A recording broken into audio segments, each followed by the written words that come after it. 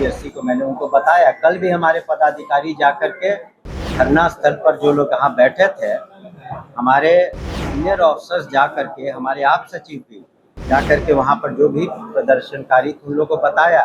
ये चिट्ठी जो है विभाग ने बीपीएससी को भेज दिया और बीपीएससी को इसमें निर्णय लेना है। जब ये सारी बातें हो गई थी तो फिर किसी का घेराव करने का प्रश्न नहीं था। और जहाँ तक विधि व्यवस्था का सवाल है तो विधि व्यवस्था, कानून व्यवस्था मेंटेन करना प्रशासन का काम है और किसी को उसका उल्लंघन नहीं करना चाहिए। नमस्कार, मैं मनीष और आप देख रहे हैं दर्श न्यूज। बिहार के शिक्षा मंत्री सुनील कुमार आज जेडीयू कार्यालय पहुंचे। इस दौरान जब पत्रकारों ने उनसे बीपीएससी टीआरई 3 सप्लीमेंट्री रिजल्ट को लेकर के प्रदर्शन कर रहे अभ्यर्थियों पर हुए लाठीचार्ज पर सवाल किया गया तो क्या कुछ कहते हुए नजर आ रहे हैं, पहले उनके इस बयान को सुनिए।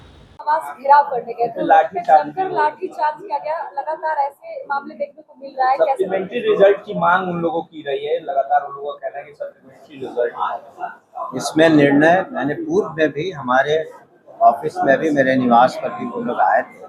मैंने कहा कि इसमें जो भी निर्णय है हमारे विभाग ने वापस चिट्ठी बीपीएससी को मैंने उनको बताया। कल भी हमारे पदाधिकारी जाकर के धरना स्थल पर जो लोग यहाँ बैठे थे, हमारे सीनियर ऑफिसर्स जा करके, हमारे आप सचिव भी जा करके वहाँ पर जो भी प्रदर्शनकारी थे उन लोगों को बताया। ये चिट्ठी जो है विभाग ने बीपीएससी को भेज दिया और बीपीएससी को इसमें निर्णय लेना है। जब ये सारी बातें हो गई थी तो फिर किसी का घेराव करने का प्रश्न नहीं था।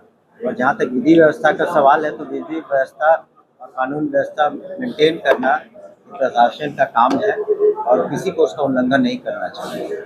सर, टीआरई 3 में जो शिक्षकों की नियुक्ति की गई है उसमें शिक्षक संघ के नेता कह रहे हैं एक विद्यालय में एक विषय के 4 शिक्षक को बहाल किया गया। देखिए, ऐसा है कि उसका रैशनलाइजेशन हम लोग कर रहे हैं। अगर किसी एक विषय में अधिक से ज़्यादा शिक्षक हैं, कुल मिला के 76,000 स्कूल हैं।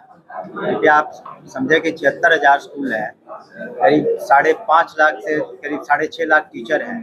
तो कई बार जो पोस्टिंग होती है तो उसमें हो सकता है एक से ज़्यादा विषय में हो जाती है, तो उसको हम लोग रैशनलाइज करके उसको फिर सुधार करेंगे। पेपर लीक मामले में संजीव मुखिया पे जो है कार्रवाई की गई, लेकिन कई लोगों का आरोप है कि बड़े बड़े कोचिंग माफिया शामिल है इसमें, उस पर कार्रवाई सरकार नहीं कर रही। देखिए, इसमें पुलिस इन्वेस्टिगेशन हो रहा है और जो यहाँ एफआईआर हुआ है निष्पक्ष रूप से, स्वतंत्र रूप से, प्रभावी रूप से जो अनुसंधान करता है वो पुलिस का महकमा है, वो कार्रवाई कर रहा है। इसमें जो भी दोषी होगा उसके विरुद्ध कार्रवाई होगी। माननीय मुख्यमंत्री जी ने स्पष्ट रूप से 0 टॉलरेंस की हमारी नीति है करप्शन में, और जो भी इसके संदेह के घेरे में या कोई भी गलत करता हुआ पाएगा उस पर निश्चित रूप से कड़ी से कड़ी कार्रवाई, विधि सम्मत कार्रवाई की जाएगी।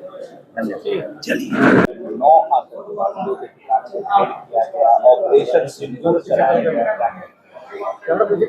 देखिए, इसकी जो पृष्ठभूमि है हम सभी जानते हैं कि पाकिस्तान द्वारा जो भेजे गए आतंकवादी थे उन लोगों ने निहत्थे बेकसूर भारतीयों की हत्या की थी, 29 लोगों की, जो कि बिल्कुल जिसकी सबों ने भर्त्सना की। उसके बाद माननीय प्रधानमंत्री जी ने स्पष्ट रूप से पूरे देश को अपने संदेश में कहा था कि जो क्रूरतापूर्वक और कायरतापूर्वक जो कार्रवाई पाकिस्तान द्वारा भेजे गए आतंकवादियों द्वारा किया गया था कश्मीर में, तो उसके बारे में हम लोग निश्चित रूप से रिस्पॉन्ड करेंगे। और भारत ने कल प्रधानमंत्री माननीय श्री नरेंद्र मोदी जी के अगुवाई में जो केंद्र की सरकार है, केंद्र सरकार ने निर्णय लिया कि वक्त कल देर रात 9 आतंकी ठिकानों पर भारत की भूमि से वहाँ अटैक किया गया, जिसमें ये सभी 9 आतंकवादी के जो ठिकाने हैं वो नष्ट हुए, बिल्कुल बर्बाद हो गए हैं।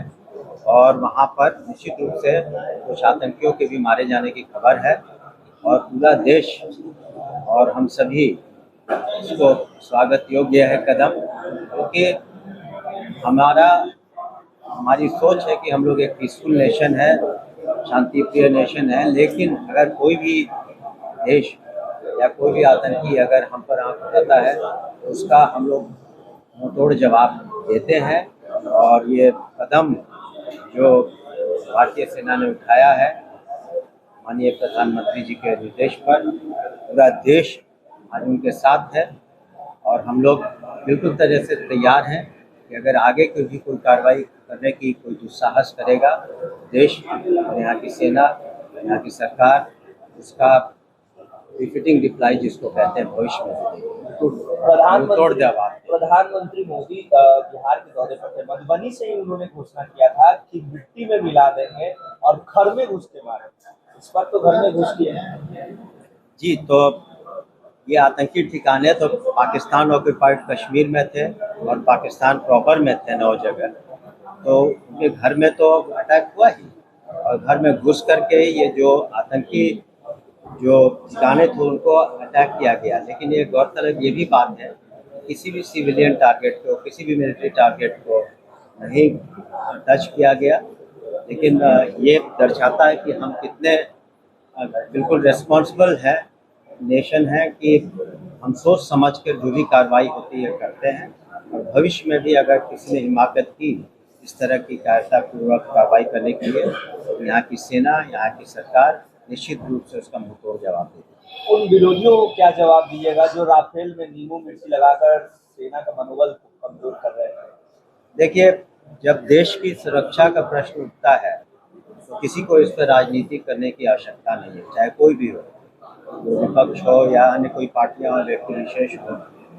तो बिल्कुल हम सभी भारतीय हैं, ये सोचना चाहिए और भारत की जो अपनी स्वतंत्रता है, अखंडता है और यहाँ की शांति व्यवस्था उसको कैसे कायम रखें इस पर ध्यान देना चाहिए।